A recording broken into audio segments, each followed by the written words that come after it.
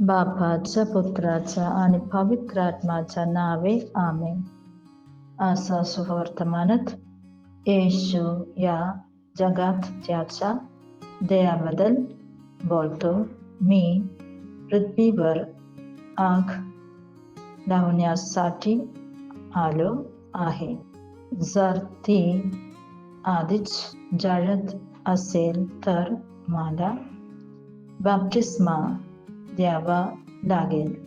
तेव्हा आपल्याला पवित्र आत्मा मिळेल. तेव्हा आपण चांगले आणि वाईट ओळखू शकू. देवाची इच्छा आहे की प्रत्येकाने चांगले जीवन जगावे. आपण वाईट पासून दूर राहूया.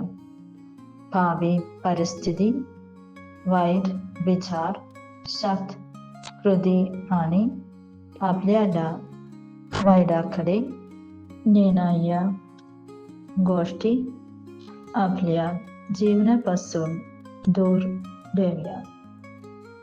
यासाठी आपल्याला काही दुःखातून जावे लागेल, परंतु त्या दुःखामुळे आपल्याला पवित्रतेने जगण्याचा मार्ग मोकळा होईल. सत्य आणि न्यायासाठी उभे राहा. आपण सेवेत रस देऊया. देवपिता आम्हा सर्वांना आशीर्वाद देवो.